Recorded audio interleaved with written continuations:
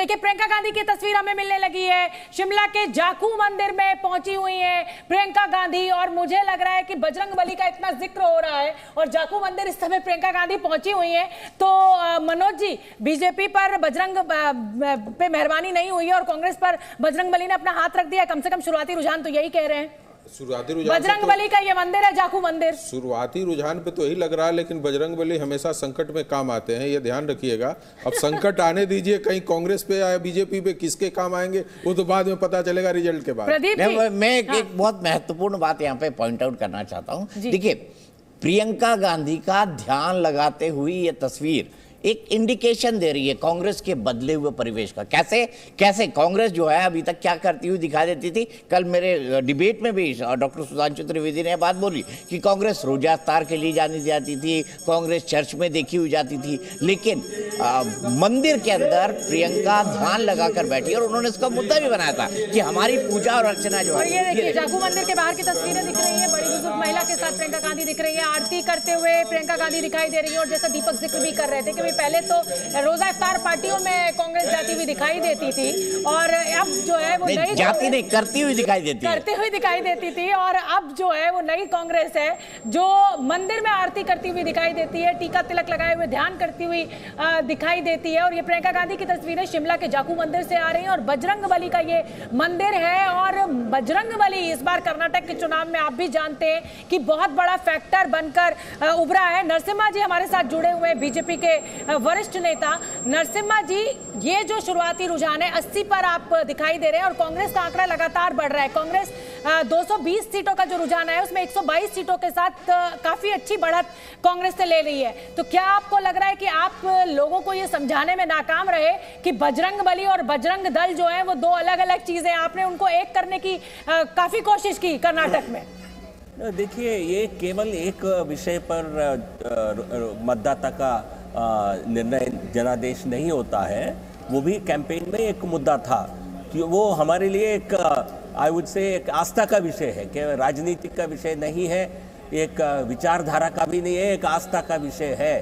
तो जब कांग्रेस पार्टी केवल ध्रुवीकरण के लिए ये काम किया था और उससे नफा नुकसान हो या फायदा हो, लेकिन इसको कांग्रेस के चेहरे को नाकाम करना, बेनकाम करना हमारा ये एक दायित्व था। तो इसलिए उसमें कितना फायदा हुआ नहीं हुआ, ये केवल एक इशू के आधार पर जनता कभी वोट नहीं करती है। कुल मिलाकर ये भी कह रहे हैं नरसिम्हा जी कि ये जो 79 सीटें अभी रुझानों में दिख रही हैं, फाइनल आंकड़ा हालांकि अभी आप भी कह रहे हैं और मैं भी ये बात मानती हूं कि फाइनल आंकड़ा 12-1 बजे तक ही क्लियर हो पाएगी तस्वीर। ये कहा जा रहा है कि बीजेपी की स्थिति और ज्यादा खराब थी। ये तो प्रधानमंत्री नरेंद्र मोदी हैं जो बीजेपी को यहां तक खींच कर ले आए हैं। कर्नाटक में आप कमजोर स्थिति में थे, लेकिन एक जो वो ब्रांड मोदी आपके पास है, ये उनकी मेहनत का नतीजा है कि आप एक रेस्पेक्टेबल फाइट देने की स्थिति में कर्नाटक में दिखाई दे रहे हैं। क्या जवाब?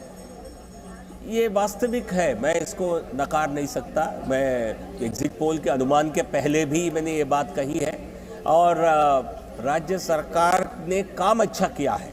आप जनता से पूछेंगे तो काम के बारे में बोलेंगे, लेकिन जनता को अपने काम के बारे में जनता में प्रचार करने में बड़ी चूक हुई है, ऐसा मैं मानता हूँ। और लेकिन जो भी भारतीय जनता पार्टी की स्थिति है उसमें बड़ा योगदान माननीय प्रधानमंत्री जी का, उनके नेतृत्व का 100% है, उसमें कोई शक नहीं है। और लोकसभा चुनाव, आज नतीजे कुछ भी हो, हम लोकसभा चुनाव में 28 में इस बार 28 जीतेंगे, ये हमें आराम से दावा कर सकते हैं। जनता से बात करने पर भी ये स्थिति कांग्रेस का आंकड़ा बढ़ रहा है, 124 हो गया। लेकिन उन्होंने एक बड़ी बात कही, तो मैं नरसिम्हा राव जी इसका सप्लीमेंट्री पूछना चाह रहा हूँ। इसका मतलब आप 9:19 पर मान रहे हैं इशारों में कि हाँ हम हारने वाले? नहीं दीपक जी, अभी जो रुझान है, जनरली मैं 10 बजे के पहले किसी प्रकार की टिप्पणी करने से मैं बचना चाह रहा था, बट लेकिन जो रुझान इलेक्शन कमीशन की वेबसाइट पर भी है, वो एक तरह से आधिकारिक आंकड़े हैं, वो भी इशारा कर रहे हैं कि कांग्रेस हमसे आगे है।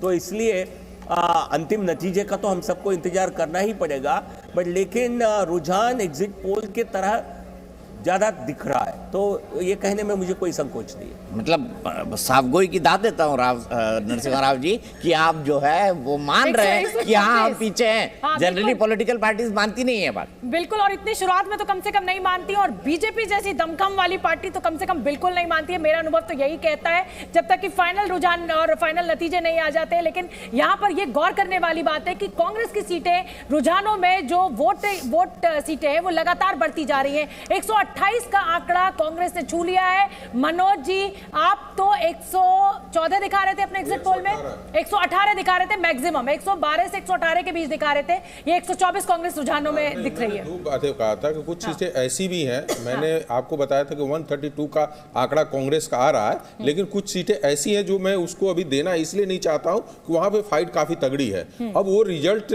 लास्ट में ही उस सीटों का पता चलेगा, लेकिन वो सीट भी मेरे पास है जो उस दिन मैंने चैनल को अवेलेबल कराया था कि इस सीटों में 132 सीटें ऐसी हैं जिसके कांग्रेस को जाते हुए दिख रही थी। ठीक है, प्रदीप जी।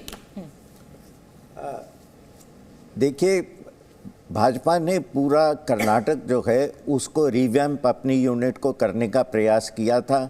येदियुरप्पा जी की जगह पर उन्होंने वैकल्पिक नेतृत्व स्थापित करने का प्रयास किया था, लेकिन उनको पार्टी के साथ जोड़े रखने के लिए, अभियान के साथ जोड़े रखने के लिए उन्होंने उन्हीं के ऊपर छोड़ दिया था कि वो नामित करें अपना उत्तराधिकारी। कुल मिलाकर के वो जो प्रक्रिया शुरू की थी, भाजपा उसको अंतिम रूप नहीं दे पाई।